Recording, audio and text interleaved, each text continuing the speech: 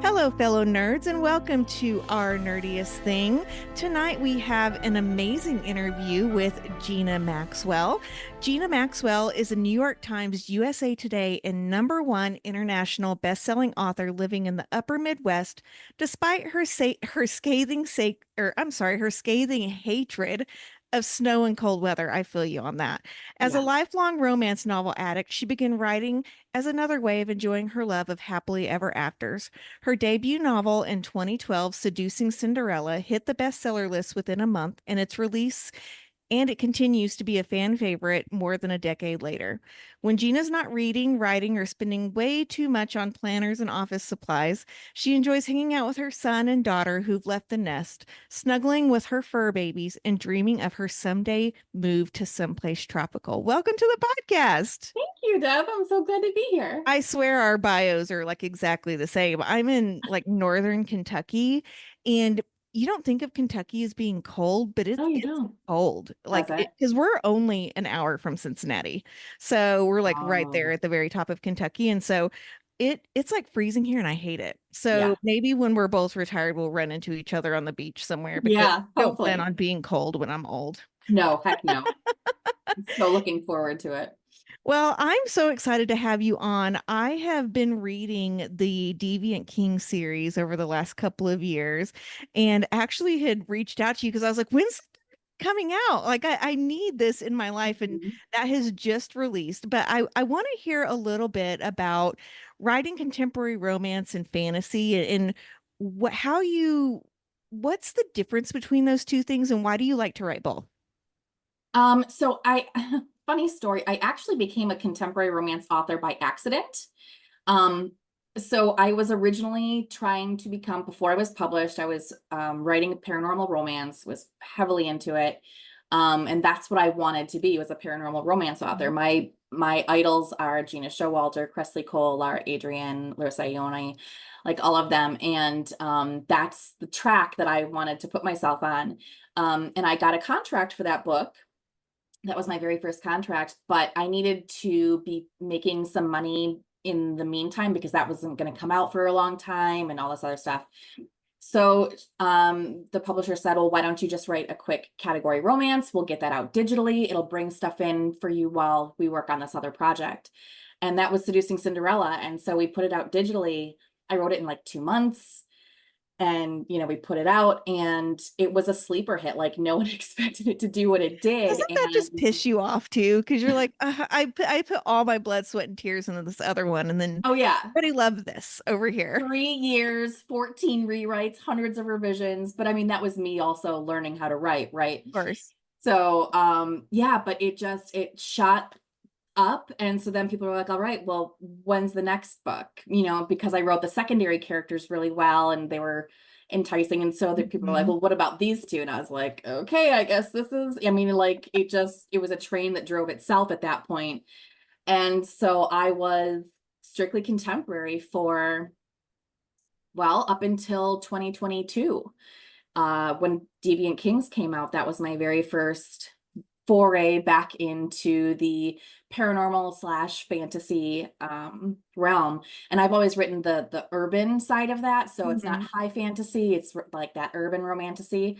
Um, I do love both. I think there's a place for both in my heart. And, the contemporary is more character driven, which I think all of my stories are anyway. Right. But with the contemporary, in fact, when I was trying to write Seducing Cinderella, I said, what do they do all day? They just sit and talk to each other? Like, That sounds there's awful. no there's no world ending prophecy. There's no like there's things are exploding, no one's being kidnapped. Like they just talk and like do stuff, Right. you And are know. cute together.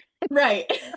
So it was a learning curve in that respect, because you have to really hone in on those characters and their internal conflicts and what's keeping them apart. Why can't they be together? And all of that, which I love. I really, really love getting deep into those characters.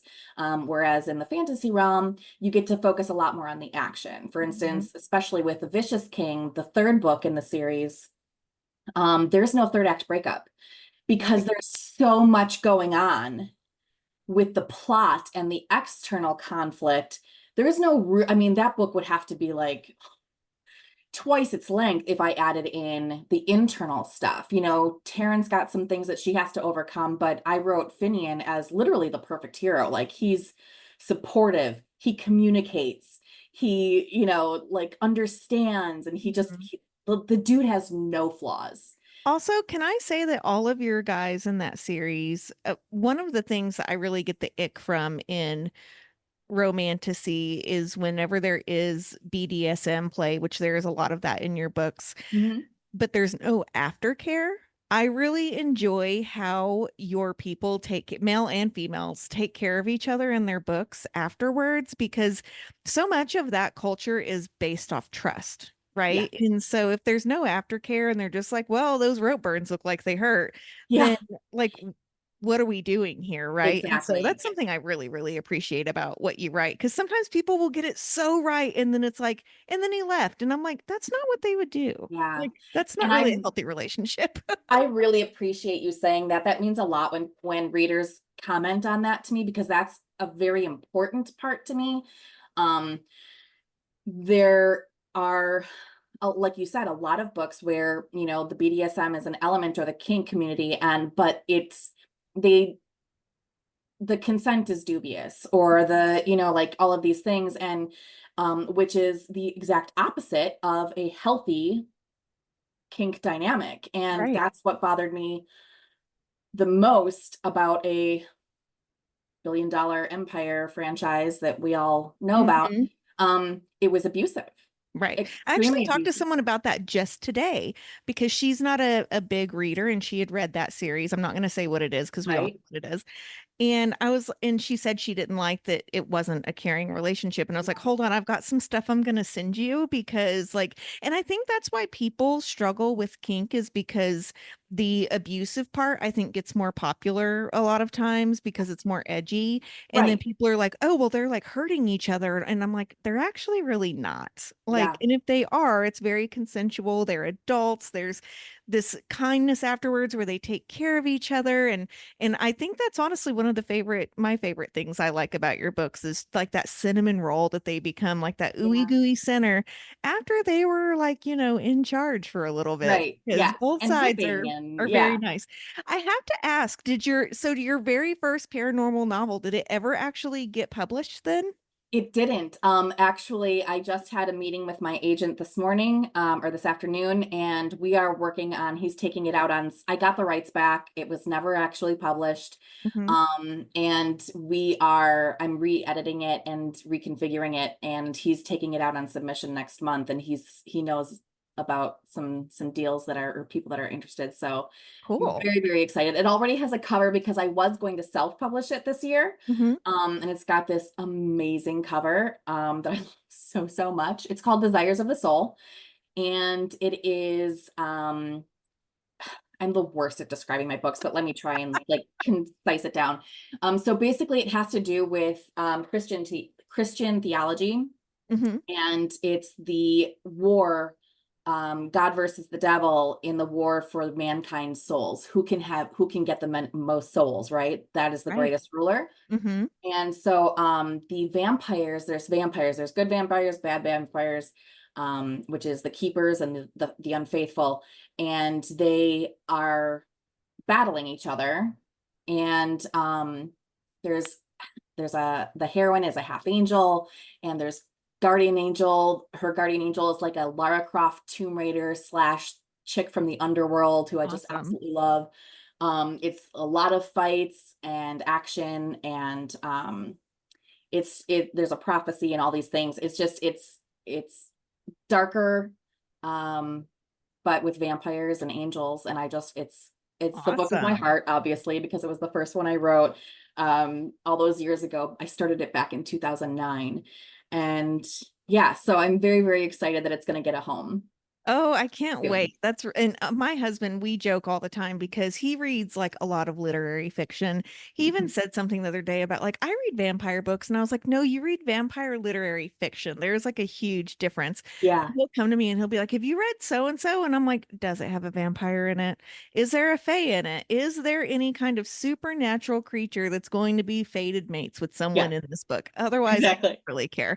And then I've been Exactly. a vampire fan since Anne Rice. Like I grew up on Anne Yes, Rice, I'm sure just like you did. She was who got me into reading. And so vampires just have a special place in my heart. They always, mine too. yeah. Mine And there's too. so much symbolism and subtext with vampirism that I just really adore. And Yeah. so, well, I cannot wait. Will that be a series or is it a standalone? Um, it's supposed to be a trilogy, so don't quote me on that, but I think we're selling it as a trilogy as well. So Awesome. Okay. Well, I'll keep my eye open for it for sure. yeah, I can't yeah. wait. Okay, so is there being a writer since 2009, is there a book or a specific author that really made you want to begin writing?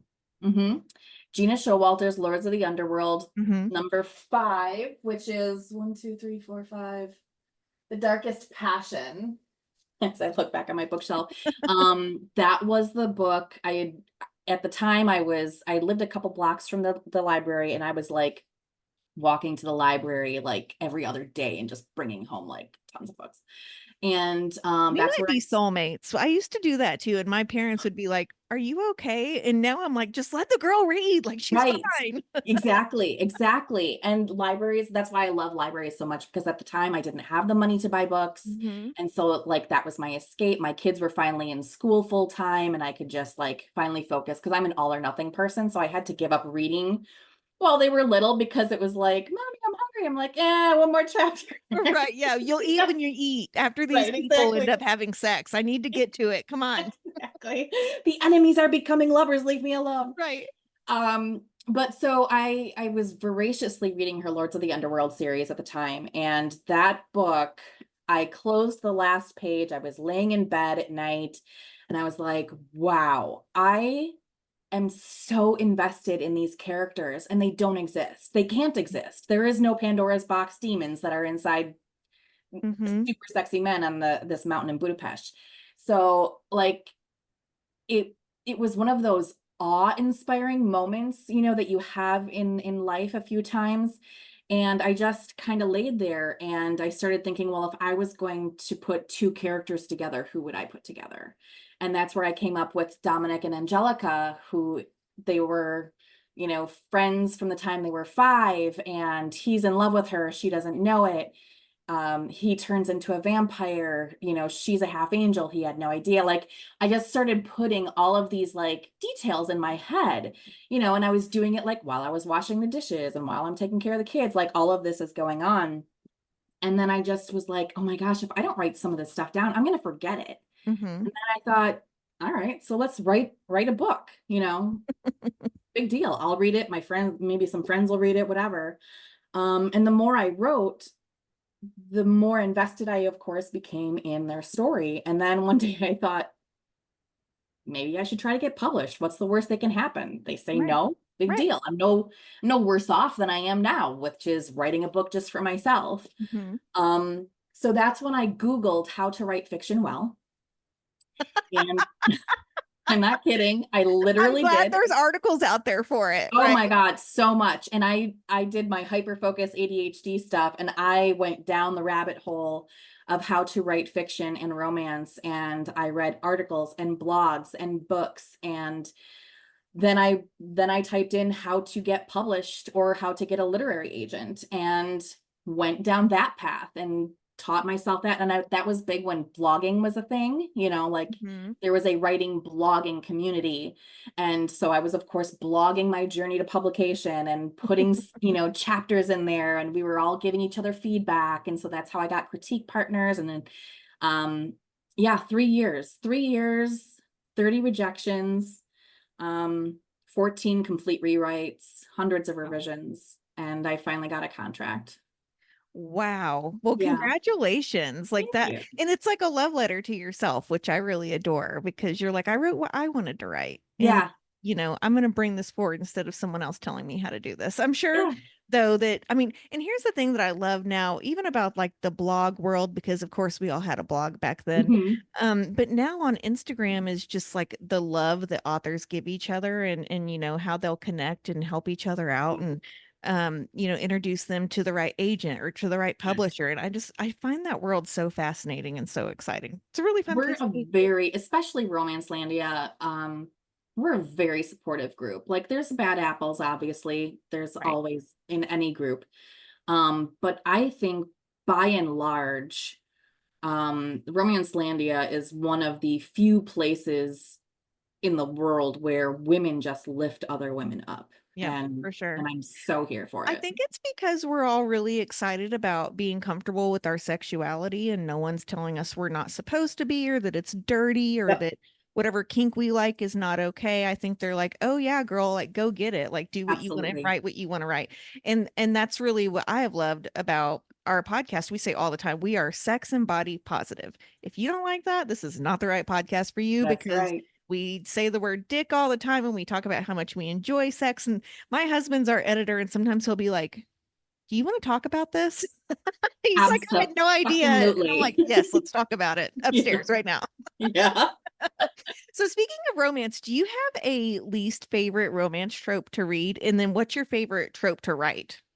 My least favorite one to read are the pregnancy slash single parent ones, only Mhm. because I like my books on the senior side and they've always got to get rid of the kid. You know what I mean? Like it's not that Right. I won't read them or I haven't loved books with small children and things of that nature. It's just, it's my least favorite because there's always like that kid around, right? And I'm Mhm. like, do something with the kids so we can get down to business. But so that would be my least favorite. And then my favorite to write, I guess would be, I think there's I should check sometime, but I think every single book I've ever written has forced proximity.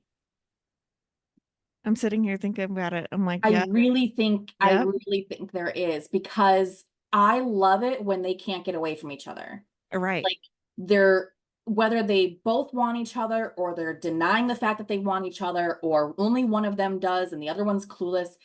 It's too delicious for them to have to be together all right, the time. right. So that is, I think, like just a common theme. Other than that, if we're gonna say that one is a baseline for me, I love Older Brother's Best Friend.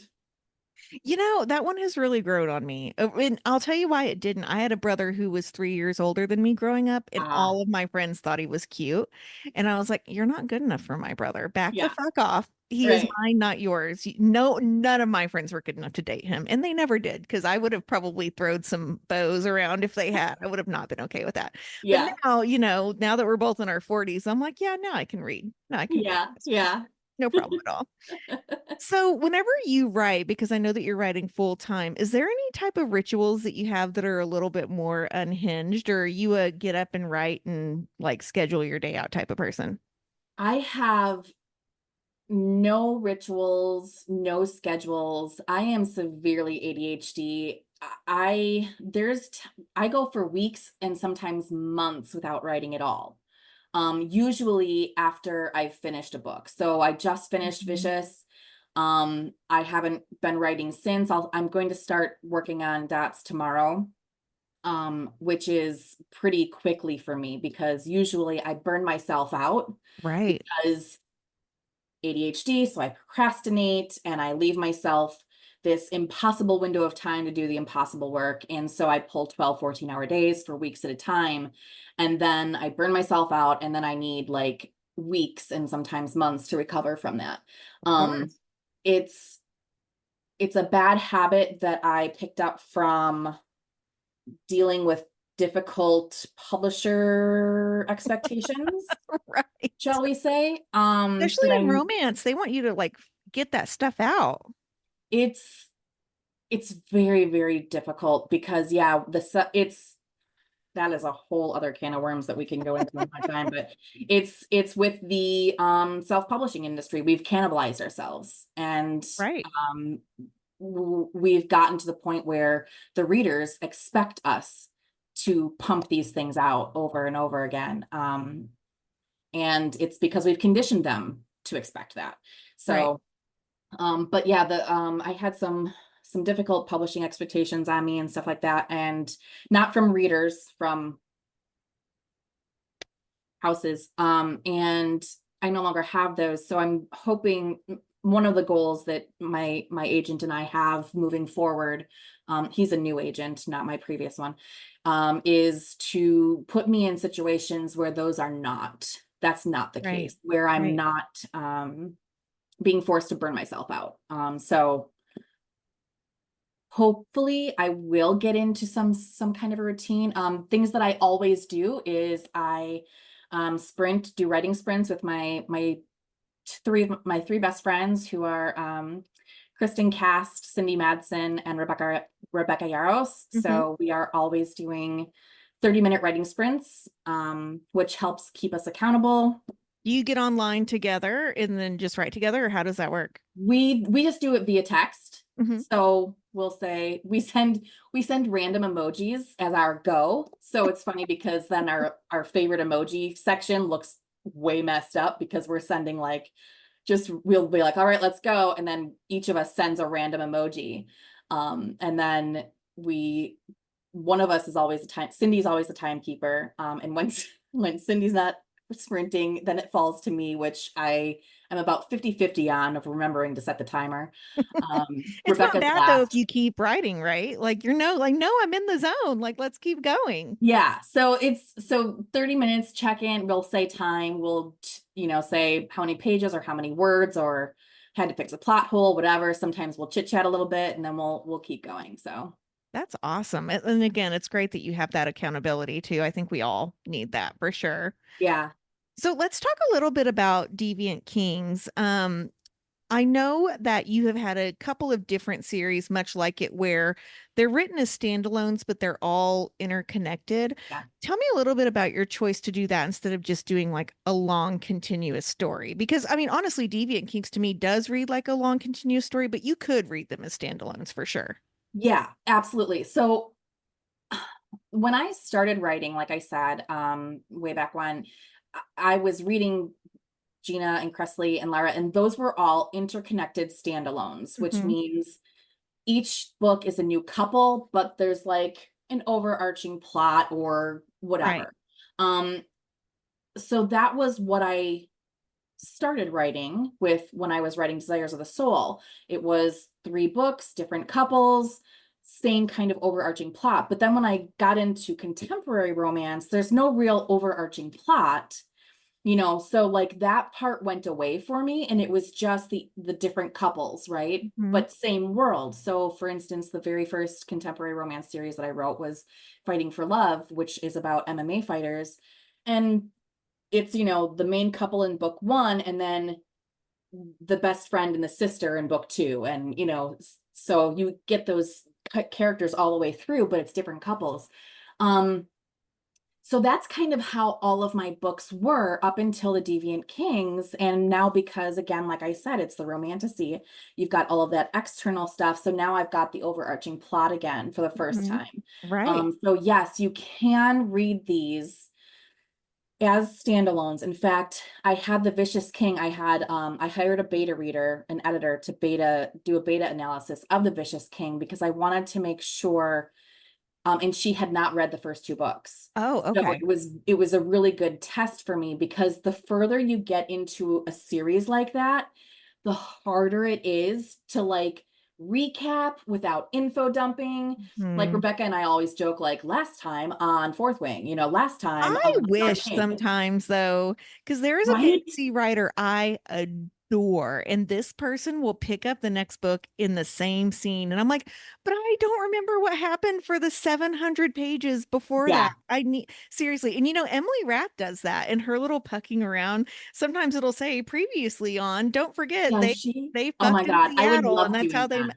yeah, it would be so helpful. We need to make that a normal thing, We especially do in need to fantasy. normalize that. Let's do that, because damn, would that be so much easier than trying to expertly weave in without info dumping. And you're like, okay, well, I tell them this much here and then Right. or this much and then you know what I mean? So it's really really hard the further you get into a series. But yeah, so the Deviant Kings, it can be read, they each can be read as standalones, but because of that overarching plot and because I include the other characters, like the more the family Mhm. grows, the more you know that those people are in those books. So for instance, when my beta reader was reading Vicious King, and it was the first time that you saw the brothers Right. come into the story, um, they had this little bit of banter. And had you known them from the previous two books, you would have known that they were just like giving each other shit. Right. But because she hadn't read that, she's like, oh, this isn't the dynamic I expected. I didn't think they would be so mean. And I was like, oh, Oh, no, they're they're just not. kidding around. They're being Oh, brothers. never Yeah. mind, I'll change that. Yeah, I did kind of like smooth it out because it without knowing those personalities, it did sound rather harsh. You know, So that's funny because I think there's a part in that book where you even one of the characters says like they're being awful to each other, and someone else says, "Oh no, that's brotherly banter" or something like that. Now it's all clicking in as to why yeah. you did that. So, can you tell a little bit of to our listeners what they can expect from this new book, The Vicious King, and you know what to be looking for? I mean, because I've read it, but I don't want to spoil anything, so I'd Yeah. love to hear it from you. The Vicious King. So it's the third and final book in the Deviant Kings series. So in the first couple of books, we've been dealing with there's three brothers, and this is the youngest brother's book. And in the first two, his brothers are kings and abdicate and kings and stuff like that. And they're in Vegas, so they are the Dark Fae, and they were exiled from Fairy, the realm, the fairy realm, hundreds of years ago. And now they rule Vegas. They were the ones that created Vegas. And you'll notice that Which I love. I never call it Las Vegas. I just call it Vegas throughout the whole Mhm. thing. So they created it, and it's such a symbolic, like it just lines up with the Dark Fae, right? The Dark Fae are these deviant, like sexy, sensual, sinful creatures. And what is Vegas except that? Right. Like, And what happens in Vegas stays in Vegas, right? right, Right. right. And they were even like, yeah, it was the most brilliant marketing thing we ever came up with, you know? It's just Yeah. it's fun to play on that stuff. Anyway, so this is Finian's story, and in the beginning, he is rescuing the Lord of the Vampires' sister, who has been captured by the big bad who goes across the whole series. And he rescues her. She's not actually a vampire. She's actually an estranged princess from Fairy who has been living in the human realm for hundreds of years. And they have to in order to thwart the big revenge that the bad guy, the Light King, is going to attempt on Fairy. He's going to try and destroy Fairy and kill her mother, and take the power. Mhm. um Finian and Taryn have to go on this scavenger hunt through Vegas, which I will never do again. Yeah, That was yeah, actually one of I actually so I grew up in Vegas, Gina. me I lived there till too. I was 9. And then I went back for the first time last month. And I gotta say, growing up there, I said I'd never go back. And I went back Mhm. last month and I went for free. I would go for free again, but Yeah, I'm like, it's fine. Like, you know what I mean? And yeah. I know some people really, really love it. But your details and some of the things, I was like, oh yeah, that is there. Oh yeah, she did do that. And so, did you go to Vegas and like scope stuff No, out, or did you just do research online? research online. Yeah, Mhm. I mean, I've been to Vegas before, maybe 3 or 4 times, but it's not my favorite place either. I enjoy the food and people watching, but other Mhm. than that, it's not. Oh, and the shows, but other than that, it's not my jam. But yeah, the scavenger hunt was very difficult to write, extremely difficult, because I had to incorporate real Vegas locations, but those Vegas locations, like the popular ones, they were built in the 90s and the early Right. 2000s. And Like, they're ever changing, right? yeah. And so I had to like set this up so that, you know, his grandmother was sending him on this scavenger hunt from 100 years earlier and Mhm. with things that didn't exist. Luckily, she's a seer, so it makes sense. But yeah, so it was, so they go on this scavenger hunt and throughout Vegas, to find these clues that will lead them to the Spear of Asal, which is the weapon that has the power to kill the one true queen. And so they do that, and it slips through their fingers, and then they have to cross into fairy. So this is the first book and only book in the series where we actually cross into from Vegas into fairy. And so you get to see what the fairy realm looks like and go to the summer palace and experience all of that as well, which was really fun for me. Do you think there will be more? Are there going to be any kind of offshoots in this series? Because I feel like you set a lot up. And I have some Did. questions offline for you. Actually, I'm not going to put them in the episode because they're very spoilerly, but I was like, what about this? What about this? But in a good way. It kept Yeah, me I wasn't disappointed because I wanted more. I was excited because I wanted more. Does that make right. sense? You Yes. really left me on the edge of like feeling really, really good. But then I was like, hold on, I need some more of this. Yeah. So what's the So plan? the big question that I get or comment in all the reviews is Dimitri's story. Dimitri Mhm. is the vampire lord. Oh, he's so He's, hot. I don't he's know what it is about him. Russian. He's so hot. He is. He's hot, and his sense of humor is so dry, and he's the most extreme BDSM out of all of them because he's a master and a sadist. So Mhm. um so he would be pretty hardcore to write, and my daughter will disown me if I don't write a full book for him. So um I I have a feeling I will have to endeavor that at some point in the near future. And then also the Wolf twins. I would love to write a book for them. Yeah, that would be really fun too. One book, both brothers, one one female. Okay, so a why choose type of thing almost. Uh-huh. Kind of. No, just one female. Okay, yeah, gotcha. Yeah. Okay, that'll be fun. Yeah. Oh, I've got so much to look forward to with your catalog coming up. No pressure though, seriously. Please Right. take your time. Okay, so one thing we always do with our authors is a nerdy and dirty speed round, and that's where we ask you real off the cuff questions, and we just want the first thing that pops into your mind. Okay, are Got you it. ready? Yeah.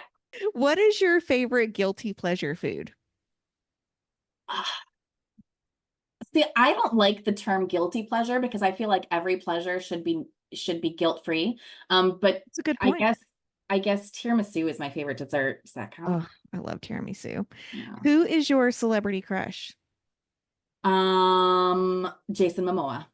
Oh yeah. What TV show or movie do you quote most often? It would either be Monty Python and the Holy Grail or The Sweetest Thing. I just watched The Sweetest Thing like 2 weeks ago with my daughter, and she loved it. It stands up. It It's holds up. It it really does does. hold up. That is Yeah. one of my favorites. So funny. Do you believe in supernatural creatures? No. So my other question was, have you ever had a ghostly encounter, which I'm assuming is also no then. Or do you Well, no, I ghosts feel and like supernatural are okay, so different? I feel like supernatural creatures is more like the vampires, the werewolves, those kinds of things. I do believe in ghosts, totally. Ghosts and spirits, yes. Have you ever had any kind of encounters with the I spirit? have. I used to live in a house where I swear the owner that had built it back in the 70s haunted it. And it wasn't a scary haunting though, but he was really freaking annoying. Every time I would put in a light bulb, it would last a couple of days and then he'd kick it out. And there was one specific time where I was on the phone with someone. I was in my living room. It was at night. The kids were in bed. And I was looking at my TV, even though it wasn't on, like, because you're looking straight ahead. And I had this glass, this blue, cobalt blue glass bowl on top of it because this was back when TVs had a shelf on top Right, because it right. was not a flat screen, and there was potpourri in it, and it was sitting on top, and all of a sudden whew, it just flew off and shattered, and I was like, oh my. You're like, I didn't even do anything. And maybe he wanted you to leave the room so he could like go to sleep or something. I don't know. I was mad. There was such a mess. I was like, you couldn't have just like tossed a pillow, something that wasn't gonna, yeah. So Yeah. those are my encounters. Okay. So, final question in this round is what is the most favorite item of yours in your house?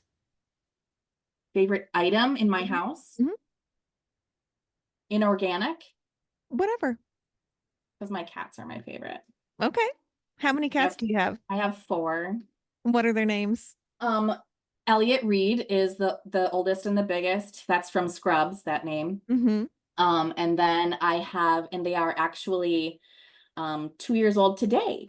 Oh, So I awesome. have the mama, which is Phantom. And when I got her 2 years ago, she was 7 months old and this teeny tiny little thing. And I rescued her from a farm that had like dozens of feral cats. Oh, wow. And I took her to her first vet appointment and they said, she's a month pregnant. Oh my gosh. Yeah, I So you had a wanted two teenage cats. pregnancy. And so I was like, okay, here we go. And she had 3 kittens. And 2 years ago today, I was in a Polycon. I was in DC with my daughter at a Polycon. And my sister was coming by to check on her. And she passed my office here. I had her in my office, like closed off from Elliot. Hmm. And because we knew that she was going to go into birth any day, and Trisha came around and my office is all windows, and she saw the very first one born on the rug, and she's like, oh my God. So Oh then my she gosh. FaceTimed me, and Alyssa and I got to watch the birth of the other ones. Oh, that Yeah. is so sweet. So the other two are Freya and Fenrir, which are both Norse gods. And Right. then the third one is Sif, but I gave her to my sister, took her. So her husband did a poll at work and said, how many cats would a girl have to have for you to not date her? And everybody said 5. So apparently I needed to get rid of one. Well, right now it's pretty cool to be a crazy cat lady, I have to say, Right? in the current culture. Absolutely. So you own that for sure. I do. So tell me a little bit about where you like your readers to connect with you. So the place where I say it's where my readers become my friends is in the Maxwell Mob on Facebook. You can just search for the Maxwell Mob and it'll come up. It's got like a white background with a purple Maxwell Mob thing on it. And that's where I hang out the most. Mhm. I haven't been in there as often as I would like because of the deadline recently, but I'm going to be getting back in there. And it's really just a place where my readers can put up dirty jokes and pictures of hot men and laugh. And we're super supportive. Anytime anyone has needed something, we answer the call, and yeah, we have a lot of fun in there. I love that. I don't know if I'm a part of that. I'm gonna have to go check it out. Where Definitely. do you prefer your readers to purchase your books? Do you like them to go to like the Zon or to go straight through you through the website, or what's best for you? So I don't have an online site yet. I'm working on it. Where I'm in the process of getting it up. So right now it's Amazon, but I will be selling signed copies and book plates. Also probably some cool friendship bracelets that I've made for a Polycon and things like that. I've got those. And maybe some swaggy things and stuff like that. So that will be coming up hopefully within the next month, Okay, by the cool. end of summer. So I suggest signing up for the newsletter, because that's where, or in the Maxwell Mob, those two places are the places that always get my news, first. First. Okay, perfect. So, I saw you at a Polycon this year, but what other events do you have coming up for the rest of 24 and into 25? I have no more this year. 2025, I have, as of right now, it's a Polycon in April, Windy in the City in Chicago in May, Hmm. and the end of June is it Charlotte, Georgia? Carolina, it's somewhere in Georgia. Starts with a C. I've never heard of it before, but it's somewhere in Georgia. Shoot. I'm We'll put it being in the show notes for the listeners Yeah, so I'm they can being such find a you. bad author right now because I can't remember what it's called. But yeah, There's there's a lot one. of conventions right now. They all kind of start running together. Yeah. Yeah. Yeah, And I'm they're a all little really worried fantastic. that all 3 of them are bing bang boom. Because holy crap. But we're gonna try it. We're gonna give it a shot. Yeah. Yeah. You'll make it. You'll just sleep whenever you get home. That's right. So the way we always end our podcast is by talking about our nerdiest thing of the week. It does not have to be book related. It's something just super nerdy that you've done. And it doesn't, for you, it doesn't have to be the week, but maybe even for like the last month of something where you're like, I cannot believe I was such a nerd about that. So we'd love to hear what yours is. Oh man, that's gonna be a tough one. I don't think I'm all that nerdy. I mean, except when it comes to books, but even then, I read strictly romance. So like, you know what I mean? We're not considered nerds in the romance genre. It's more, I don't know. I think we're pretty nerdy when we sit down and read a book in 5 hours, right? Because we're oh so yeah, into that's that's for pretty sure. nerdy, right? The one of the things that I did just recently, I don't know how nerdy it is, but I decided to try a new hobby and it's paint by numbers. People love that. I loved it so much. So I needed something to do while watching TV or listening to an audiobook because ADHD, and I'm like, I need to be doing something Mhm. more than one thing at a time. And so I tried it. Like it came up in like one of my Facebook ad things, and I was like, oh, and then of course, the more you scroll, the more they're like, paint by numbers. Right.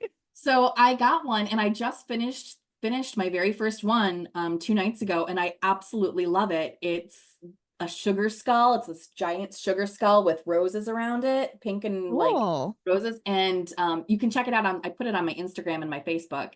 And when I opened it up, I was so intimidated because you look at this canvas and it's just tiny little numbers everywhere. I mean, tiny. Right. It looks like there's just a bunch of ants on this paper.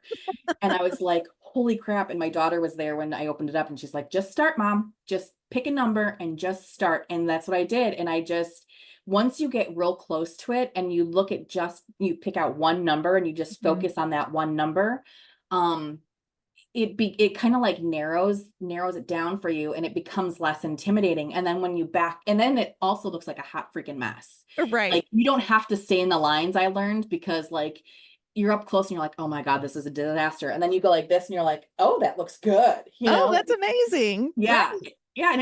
And when you finish it, you can't tell it's a paint by number. It looks like a freaking painting. And So are you going to frame it and put it up? it's framed. Oh yeah. I have it in my living Awesome. room. Okay, so what are you painting next? Have you already found another one? Yes. I found some that are sexy.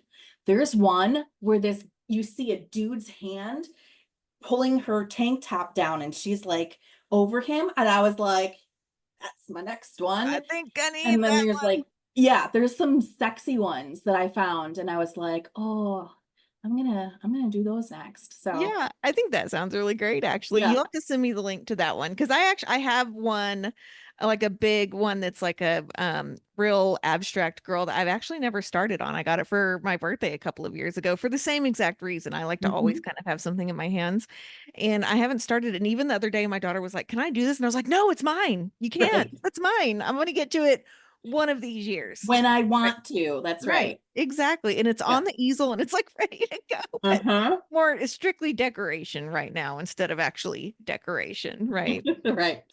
Well, thank you so much for joining me tonight. It was so Thank you, lovely talking Deb. to you, and I can't wait to read what comes out next and this paranormal book that's going to come out because that really really is my jam. And I just really appreciate you and thanks so much for joining. Thank you. I absolutely had a blast talking with you, Deb. Thank you so much. Thank you. See you soon. Bye-bye. Bye.